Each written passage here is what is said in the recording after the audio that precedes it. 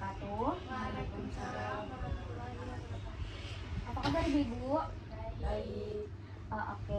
Ibu, sebelumnya perkenalkan ya, nama saya Amin Tabia, saya mahasiswi Ilmu Keperawatan Universitas Dr. Subandi. Nah, Ibu, di sini saya akan memberikan edukasi atau penyuluhan terkait KB. Ibu udah pada tahu belum ya apa itu KB? Belum. Oke. Ibu sudah ada yang pakai KB? Ya, saya. Oke, baik. Ibu, di sini saya izin menjelaskan lagi ya terkait apa itu KB. Mungkin kira-kira waktunya 10 sampai 15 menit. Apakah ibu-ibu bersedia? Ya, bersedia. Oke. Nah, seperti yang sesuai tema ya, apa sih KB atau keluarga berencana itu? Jadi KB adalah upaya mengatur jarak kehamilan dan jumlah anak secara sadar dan bertanggung jawab serta sesuai dengan kemampuan kita nih sebagai calon orang tua. Nah, KB itu ada tujuannya. Kenapa sih harus KB? Yang pertama, untuk keselamatan ibu. Jadi ada yang namanya 4T, bahaya 4T, yaitu terlalu muda, terlalu tua, terlalu banyak, dan terlalu dekat. Itu bahaya ya ibu. Terus yang kedua itu demi kesehatan dan masa depan anak kita. Seperti yang tadi saya bilang nih ibu-ibu, kalau misal anak kita banyak, mohon maaf ya ibu-ibu sebelumnya, terus kemampuan kita itu tidak mumpuni sesuai dengan jumlah anak kita yang banyak itu, kan kasihan ya anaknya ya, jadi kayak kesehatannya tidak terjamin, masa depannya juga tidak terjamin. Terus yang ketiga yaitu untuk menuju keluarga sejahtera. Jadi ekonomi kita nih nggak keteteran karena kita kebanyakan punya anak. Nah, terus yang keempat ya sesuai dengan program pemerintah. Tahu kan apa? Dua anak cukup. Iya, benar banget. Terus juga selanjutnya nih baru saya kasih tahu macam-macam KB. Tadi ibu udah ikut KB, ibu ikut KB apa ibu? Pil KB. Pil KB ya. Ya biasanya diminum tiap hari ya bu? Iya, malam-malam. Oh iya, jadi harus sama ya bu tiap harinya ya. Ya benar ya ibu, salah satunya itu ada pil KB. Jadi pil KB itu hormon yang diminum tiap hari dan jamnya tuh harus sama ibu-ibu. Jadi rada ribet ya sebenarnya, tapi ini tuh bikin kita haidnya teratur. Terus juga ada beberapa orang kulitnya jadi bersih dan halus seperti itu ya ibu. Nah, untuk yang kedua itu ada suntik nih. Suntiknya itu ada yang setiap bulan, ada yang tiap 3 bulan. Nah, ini yang disuntikkan tuh hormon untuk mencegah ovulasi praktis. Jadi ada beberapa orang itu yang suntik itu ada yang awal-awal haidnya itu tidak teratur. Terus juga ada yang teratur nih, beda-beda. Dan minusnya kalau suntik ini biasanya bikin berat badan naik ibu. Terus yang ketiga itu ada IUD atau spiral. Jadi nanti tuh ada alat seperti ini alatnya, itu dimasukkan ke dalam rahim kita untuk mencegah sperma masuk. Nah biasanya ini kita pasangnya di tenaga kesehatan ya ibu.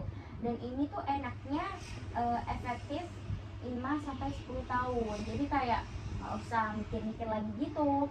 Terus yang selanjutnya ini ada implan atau susu. Jadi itu kayak ada jarum kecil gitu atau batangan kecil gitu, kita masukin di lengan biasanya. Nah ini biasanya kalau seperti ini ya gambarnya. Nah biasanya ini efektif 3-5 tahun dan nggak kerasa biasanya. Tapi awal-awal pemasangan tuh biasanya bikin memar sih dikit. Terus juga haidnya itu kayak cuma ngeflag gitu aja sih biasanya ya ibu-ibu. Nah untuk selanjutnya itu ada kondom ya ibu-ibu. Udah sering pasti ya kalau kondomnya dipakai.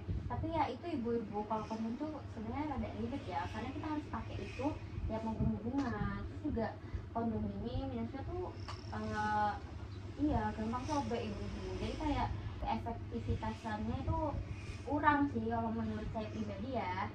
Terus juga kelebihannya ya ibu, kalau pakai kondom itu juga bisa mencegah infeksi menular seksual. Nah untuk selanjutnya itu ada MOW atau MOP. Jadi itu steril dengan metode operasi nih. biasanya ini dilakukan sama pasangan yang udah nggak mau punya anak lagi nih. Karena setelah melakukan operasi ini ibu itu udah nggak bisa punya anak lagi, dan keefektivitasannya itu 99%, sangat efektif. Terus juga selanjutnya ini ada KB alami. Jadi kalau KB alami ini lumayan rada ribet ya, karena harus ini hitung masa subur, hitung-hitungan terus gitu ibu-ibu. Jadi kayak kita mau hitung-hitungan terus ya. Nah itu macam-macam jenis KB. Ibu-ibu udah kebayang nggak sih pengen pakai KB apa gitu? Kebayang ya? Iya. Udah pakai KB apa ibu? Apa yang di susu itu loh? Apa Oh namanya? susu. Oh ya pakai susu. Kalau ibu? Vasektomi. Oh ibu udah nggak mau punya anak lagi kah? Enggak, Sudah cukup. 2 ya. Oh alhamdulillah. Oke. Nah untuk selanjutnya untuk usianya nih bu, kalau mau punya anak lagi nih lebih dari 2 tahun, saya saranin itu ya cocoknya itu IUD atau implan. Itu juga nggak apa-apa sih. Terus kalau ada penyakit bawaan seperti darah tinggi atau diabetes, itu saran saya dikonsultasikan dulu ya ibu ke bidan atau ke dokter. Terus juga ya kita kalau dalam berhubungan juga harus saling support ya. Kalau misal hamil terus terjadi perdarahan dan jalan lahir belum jelas, ada kanker payudara, sebaiknya itu jangan KB sembarangan ya ibu-ibu. Ya seperti tadi, kita konsultasikan dulu ke dokter ataupun ke bidan. Nah jadi KB itu sebenarnya bukan menentang takdir ya, tapi bentuk salah satu ikhtiar kita biar anak yang kita lahirkan itu sehat, ibunya kuat ngasuhnya, kuat ngebesarinnya. Terus juga pilihan kontrasepsi itu sebenarnya banyak kayak ibu-ibu. Jadi itu kembali lagi pada ibu-ibu mau apa yang cocok sama badan ibu dan disetujui sama suami. Jangan lupa juga ya ibu-ibu diskusikan juga dengan suami. Mungkin segitu aja. Ibu-ibu ada pertanyaan? Belum ada. Ada ya. Ibu-ibu terima kasih ya atas waktunya. Maaf ya saya jadi menyita waktu ibu sebentar. Iya. Oke kalau gitu saya pamit. Nanti kalau ada yang ditanyakan bisa hubungi saya ya, ini nomor saya. Kalau mau konsultasi tipis-tipis ya bu. Ya tapi kalau mau konsultasi yang agak berat langsung ke bidan atau ke dokter ya bu. Oke. Terima kasih ya ibu. Sebelumnya Assalamualaikum warahmatullahi wabarakatuh. Waalaikumsalam warahmatullahi wabarakatuh.